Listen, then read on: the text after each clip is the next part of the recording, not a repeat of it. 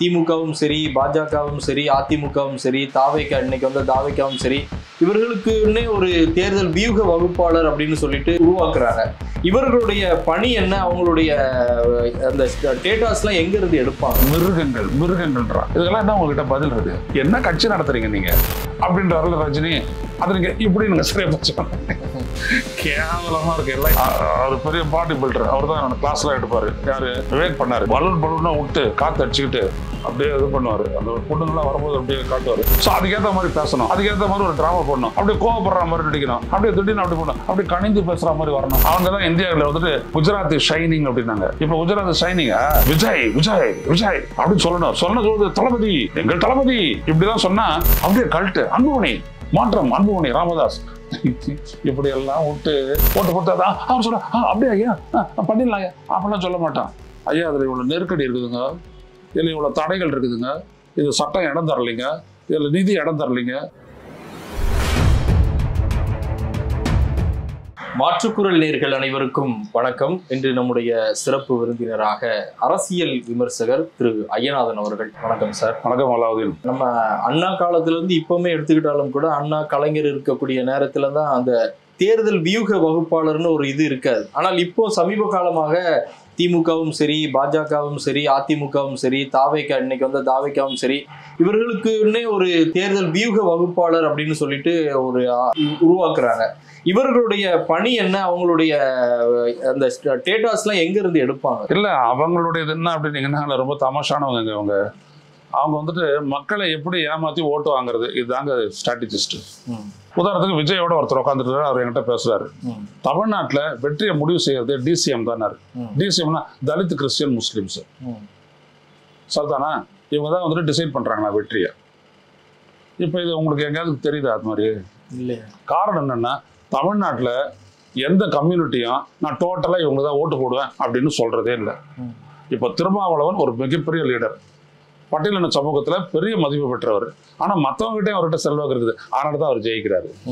வெறும் பட்டியலின தலித் ஓட்டு அப்படின்னா அவர் தோத்து போயிருப்பாரு. தொடர்ந்து அவர் 3 முறை எம்பியா இருக்க முடியாது, ரவிக்குமார் ஆயிருக்க மாட்டாரு. அப்போ தமிழ்நாட்டினுடைய இந்த திங்கிங் அப்படின்றது மாறுபடுது. அது எங்க டிசிஎம்ல எதிரொலிக்குது? முஸ்லீம் எப்படி ஓட்டு போடுவாங்க? முஸ்லீம் எப்படி ஓட்டு போடுவாங்கன்னா இந்திய அளவில் அவங்களுக்கான அரசியல் சாய்ஸ் எது அப்படின்றத பார்த்து அவங்க ஓட்டு போடுவாங்க. கிறிஸ்டியன் எப்படி போடுவாங்க? அதே மாதிரி தான் பார்த்து ஓட்டு போடுவாங்க.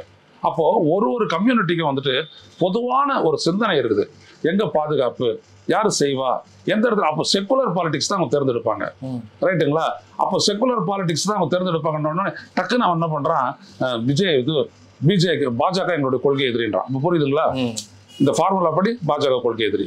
பாஜக எதிர்க்கிறாங்களா அவங்க? இவ்வளவுதான் ஸ்ட்ராட்டஜிஸ். என்னை பொறுத்த வரைக்கும் என்ன அப்படின்னா, அது மக்கள் அரசியலே கிடையாது.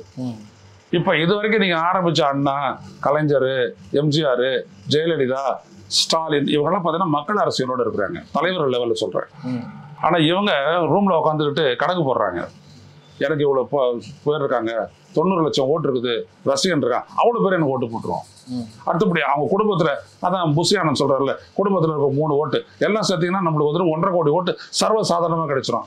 சும்மா இருக்க சொல்லுங்களேன், விஜயை பார்ப்போம். இப்படி எல்லாம் ஒண்ணு நடக்கவே நடக்காது. ஏன்னா ஒரு சின்ன ஒரு ஆஸ்பெக்ட் சொல்றேன், human thinking it will keep on changing every moment or every day. அது இன்னைக்கு இருக்கிற நிலையே நாளைக்கு இருக்காது. ஏன்னா அதுக்குள்ள வரக்கூடிய தரவுகள் எல்லாம் ரிசீவ் பண்ணிக்கிட்டே இருக்கும். அது பல செய்திகளை கேட்டுக்கிட்டே இருக்கும். அதை வச்சுட்டு முடிவு எடுக்கும். நம்ம சும்மா தூக்கி கடைசியா ஒரு முடிவுக்கு வரும். தேர்தலுக்கு 1 வாரத்துக்கு முன்னாடி இந்த ஓட்டை சும்மா தூக்கி போடக்கூடாது. ஏன்னா எனக்கப்புறம் என் புள்ள, அவங்களுடைய வாழ்க்கை அப்படின்னு முடிவெடுக்கும் போது அனுபவத்துக்கு முக்கியத்துவம் கொடுக்கும். சர்டைனிட்டி, ஒருத்தரால வந்து இது நடக்கும் அப்படின்ற அந்த இடத்துக்கு முக்கியத்துவம் கொடுக்கும். இதெல்லாம் பார்த்து தான் செய்யும். அதனால இவங்க என்ன நினைக்கிறாங்க, இப்படியெல்லாம் ஒரு பேட்டர்ன் இது பண்ணா ஏமாத்திரலாம். ஸோ அதுக்கேற்ற மாதிரி பேசணும், அதுக்கேற்ற மாதிரி ஒரு ட்ராமா பண்ணணும், அப்படியே கோவப்படுற மாதிரி நடிக்கணும், அப்படியே திடீர்னு அப்படி பண்ணணும், அப்படியே கணிந்து பேசுற மாதிரி வரணும். இப்படி எல்லாம் அந்த ட்ராமாவெல்லாம் பண்ணிட்டு அதுக்கேற்ற ட்ரெஸ்ஸு, அதுக்கப்புறம் அப்படி நடந்துக்கிட்டே பேசணும், அப்புறம் இப்படி ஓடணும், இப்படி ஓடி வரணும், இப்படி எல்லாம் பண்ணிக்கிட்டு நம்ம தான் அப்படின்னு அவங்க வந்துட்டு சொல்லி நம்ப வச்சு அதுல அவங்க வந்துட்டு ஒரு 300 கோடியை லவட்டிக்கிட்டு போயிடுவாங்க. இப்போ திமுக அதிமுக இதை செய்யலன்னு கேட்டீங்கன்னா அவங்களும் செய்யறாங்க. 2014 வந்து திரு நரேந்திர மோடி அவர்களுக்கே ஒரு ஒர்க் பண்ணுச்சு இல்லையா? ஆமா, அதுக்கு பேர் என்னது? அதுக்கு பேர் வந்துட்டு Andrew and Porter company. Andrew and Porter America America Jewish company அது. அவங்க தான் பண்ணாங்க. அவங்க தான் இந்தியாவில் வந்துட்டு குஜராத் ஷைனிங் அப்படின்னாங்க. இப்போ குஜராத் ஷைனிங்கா? Gujarat is what? Gujarat today is மெதக்கிங். டூப் விட்டாங்க. அப்போ ஜெயிச்சாச்சு, மோடி ஜெயிச்சாச்சு. அதுக்கப்புறம் என்னது, அங்க ஜெயிச்சதுக்கான காரணம் என்ன? குஜராத் ஷைன் பண்றதுனால இல்ல, கம்யூனல் டிவிஷன். மனிதனுக்கு மனிதனா எதிரியா காட்டினா பாருங்க, அந்த எதிரி அப்படின்ற இடத்துல தான் மோடியினுடைய அந்த பிளாக் 47% ஓட்டு வரைக்கும் வாங்குச்சு. அந்த மதவாதம் மோதல் நடந்து அந்த குஜராத் கலவரம் முடிஞ்சிட்ட உடனே அவங்களோட ஓட்டிங் பர்சன்டேஜ் 46 to 47%. நான் இதெல்லாம் அனலைஸ் பண்ணியிருக்கேன். 47%, எதிரில் 53% ஆன ஸ்பிரிட். அவ்வளவுதான். அப்படி இருந்தும் கூட கடைசியா நடந்த தேர்தலுக்கு முன்னு தேர்தலில் அவங்க ஜெயிச்சது 182 தொகுதியில் 99 தான். இப்ப நடந்த தேர்தலில் இப்ப வேற ஒரு ஃபார்மேட் மோசடி அடாப்ட் பண்றாங்க இல்லையா, இதன்படி 153 இடத்துல ஜெயிச்சாங்க. அப்போ நீங்க நல்லா கவனிங்க, இதெல்லாம் இந்த ஸ்ட்ராட்டஜி மட்டுமே இல்லை, இதுக்கு நடுவில் ஒரு மோசடி பதுங்கி இருக்குது. இந்த மோசடியில ஜெயிக்கிறாங்க, ஆனா ஸ்ட்ராட்டஜியை வச்சு காட்டுறாங்க. இப்ப புரியுதுங்களா? அதாவது ஒரு படத்தை ஒன்று சொன்னாதான் புரியும். அவர் பெரிய பாடி பில்டர், அவர் தான் கிளாஸ்லாம் எடுப்பாரு. யாரு? விவேக் பண்ணாரு. விவேக் ரொம்ப நல்ல அறிவாளி. அவர் பண்ணாரு. பலூனா விட்டு காத்து அடிச்சுக்கிட்டு அப்படியே இது பண்ணுவாரு. அந்த பொண்ணுங்களாம் வரும்போது அப்படியே காட்டுவாரு. எல்லாம் பல்கா இருக்கும் எல்லா இடமும். அப்புறம் ஒருத்தன் வந்துட்டு குத்தி விட்டுருவான், ஒரு பலூனை இழுத்து விட்டுருவான். இழுத்து விட்டோடனே கை சொயின்னு போயிடும். அதான். ஆனா அந்த சொயின்னு போறதுக்கு முன்னாடி எல்லாமே முடிஞ்சிருது. இங்க அதான் இந்தியாவில் நடக்கிறது. மக்கள் ஒன்றும் ஏமாறல, மக்களை ஏமாத்தி ஓட்டு வாங்கிடுறாங்க. இவிஎம், வாக்காளர் பட்டியல் மோசடி, எல்லாத்தையும் ஓட்டு வாங்கிடுறாங்க. ஆனா அதுக்கு முன்னாடி காட்டுறாங்க பாத்தீங்களா, இந்த வித்தைக்கு பேர் தான் யுக்தி. இப்போ அது எல்லாரும் செஞ்சுட்டு இருக்கிறாங்க. இப்போ ஸ்டாலின் பார்த்தீங்கன்னா அப்படியே தெருவில் போகும்போது அப்படியே மார்க்கெட்டில் அப்படியே கை கொடுத்துட்டே போவார். உடனே எடப்பாடியும் இறங்கி அவர் பண்ணுறாரு. உடனே இப்படி ஒரு மைக்கை போட்டுட்டு இப்படி பேசுறது. ஏன் இப்படி பிடிச்சிட்டு பேசுனா மக்கள்கிட்ட கேட்காதா? ஏன் கையை கால ஆட்டுறது ஒரு ஸ்ட்ராட்டஜி அப்படின்றாருல ரஜினி. அது நீங்க இப்படி நீங்க சரியா பேசுவாங்க. கேவலமா இருக்கு. எல்லாம் எங்கிட்ட வந்து வேற பேசி தொலைப்பாங்க. இதுதான் இங்க இந்த நாட்டினுடைய அரசியலை பெருந்தலைவர் காமராஜர், ஜவஹர்லால் நேரு, ஏன் அதுக்கு முன்னாடி விடுதலை போராட்ட காலத்துல ஸ்ரீ அரபிந்தோ, எவ்வளவு பேருங்க இருக்காங்க. அபுல் கலாம் ஆசாத், பெரிய கல்வியாளர்னு சொல்றான். என்னன்னே தெரியாத நாடு இது. என்ன நீங்க சொல்லுவீங்க? இப்படியாப்பட்டவங்க எல்லாம் செஞ்சு பேசுற அரசியல்ல அன்னைக்கு என்னன்னா, போயிட்டு ஒரு மைதானத்துல அவங்க நின்று பேசுறாங்கன்னா ஒரு பெரிய போட்டோ பேக்ல இருந்து எடுத்தோம் அப்படின்னோம்னா இவங்க சின்னதா தெரியுவாங்க, மேடையை விட்டுதான் இருக்கும். பார்த்துருக்கீங்கல்ல அதெல்லாம். இப்ப ராகுல் காந்தி பேசுறாரு, அப்படிதான் தெரியுது. கூட்டத்துக்கு பின்னாடி இருந்து எடுத்தோம்னா ராகுல் காந்தி ஃபிகரை அடையாளப்படுத்த முடியாத அளவுக்கு சின்னதா இருக்குது. அவ்வளவு பேர் சேர்றான். அதான் கம்யூனிகேஷனு. இதுல இப்படி போயிட்டு போச்சு இப்படி சின்ன பேசுறது, அப்படியே ராகுல் காந்தி பேசுறாரு. ஏன்? அவர் கான்பிடன்ஸ் இருக்குது. இவங்களுக்கு அது இல்லை. உடனே யுக்தி அரசியலுக்கு போறாங்க. யுக்தி அரசியல் எல்லாமே ரொம்ப முக்கியம். அப்படி கிட்ட ஓடணும், அப்படியே ஒரு ஆக்ஷன் காட்டணும், அப்படி எல்லாரும் பண்ணணும். அப்புறம் கிரீஸ் தடவுறாங்க, அது வேற கதை. இப்படி எல்லாம் ஏதாவது பண்ணிட்டு கடைசியில் வந்துட்டும் பிடிப்பாங்க. இவ்வளவுதான். ஸோ ஆக என்னன்னா, யுக்தி அரசியல் அப்படின்றது, ஸ்ட்ராட்டஜிக் பாலிடிக்ஸ்ன்றது ஒரு ஏமாத்துற ஃபார்முலா. அது மற்றபடி ஒரு கட்சிக்கு தெரியாத தன்னுடைய கட்சியை கொண்டு போறது மக்கள் மத்தியில. கட்சிக்காரன் தெரிஞ்சானுங்க ஓட்டு போடுவீங்க. நானே தான் எல்லா இடத்துலையும் அப்படிதான் ஓட்டு கொடுத்துருமான்னு. அப்ப என்ன பண்றாங்க? இதுக்கு பேர் என்னன்னா கல்ட் அப்படின்றான். விஜய் விஜய் விஜய் அப்படின்னு சொல்லணும். சொல்றது தளபதி, எங்கள் தளபதி இப்படிதான் சொன்னா அது போயிட்டு அப்படியே அப்படியே இறங்கிடுமா. அதெல்லாம் இந்த கூத்தெல்லாம் நான் தான் எதிர்கொண்டிருக்கேங்க நிறைய. நான் அதெல்லாம் விஜய் கிட்ட நான் பேசும்போது சொன்னேன், மக்கள் உங்களை அனுப்ப போறாங்க, இதுக்கு என்னத்துக்கு இவங்கெல்லாம் அப்படின்னு. தேவையில்லை. ஆனா அந்த உழைப்புக்கு தயாரா இல்லை. எம்ஜிஆர் எவ்வளோ பெரிய ஆர்டிஸ்ட். எம்ஜிஆர் ஒரு 4-5 படம் வெற்றி பெற்றவொடனே அவருடைய இங்க ஐயா காந்தராஜ் சொல்றாரு, டாக்டர் காந்தராஜ் சொல்றாரு, 10 லட்சம் பேர் ரசிகர் அவருக்கு.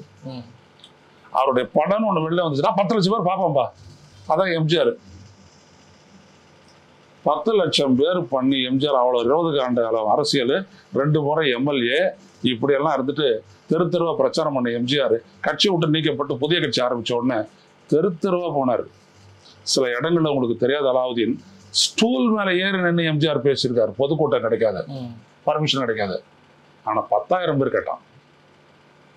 அவர் ட்ரெயின்ல ஏறினாரு, திருச்சியை தாண்டி மதுரை போறதுக்குள்ள காத்தாலன்றது நைட் ஆகி போச்சு.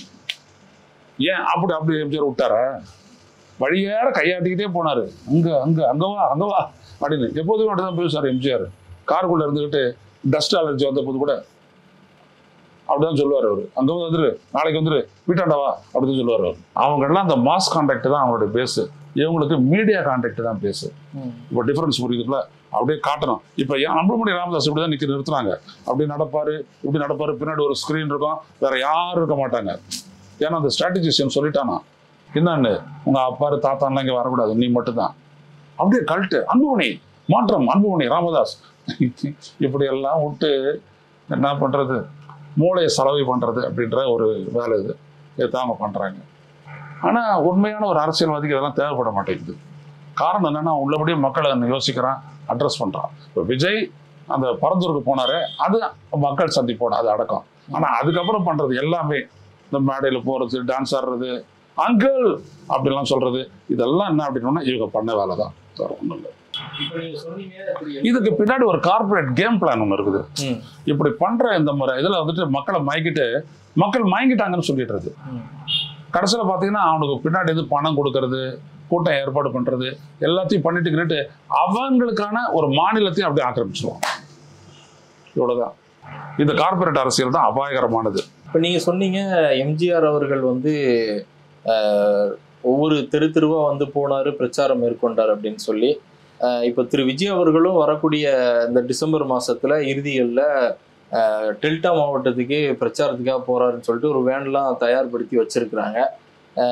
இந்த பிரச்சாரத்தில் இருந்து அவர் வேற வியூகத்தையும் கொண்டு வருவார் அப்படிங்கிற மாதிரியும் தாவேகா கட்சியினர் சொல்றாங்க. எப்படி பாக்குறீங்க அந்த பயணத்தை? வியூகம் என்னது தெளிவுபடுத்துறோம். வியூகம்ன்றீங்கன்னா என்ன வியூகம்? அது மக்களை சந்திக்க போறேன், மக்களோட பேச போறேன், மக்கள்கிட்ட தெரிஞ்சுக்க போறேன். மக்கள்கிட்ட நீங்க சொல்றதுக்கு ஏதாவது இருக்குதா? சொல்ல வரேன், மக்களுக்கு நீங்க சொல்றதுக்கு ஏதாவது இருக்கா?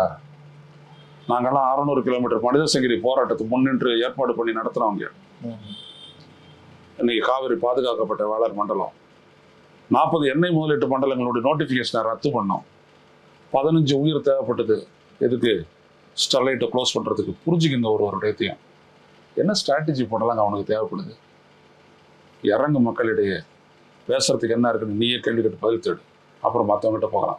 அப்படியே மக்கள்கிட்ட நீங்க வந்து Messiah, you are a new politician. இதை புரிஞ்சுக்கிட்டு நீங்க இறங்குங்க, மக்கள்கிட்ட பேசுங்க.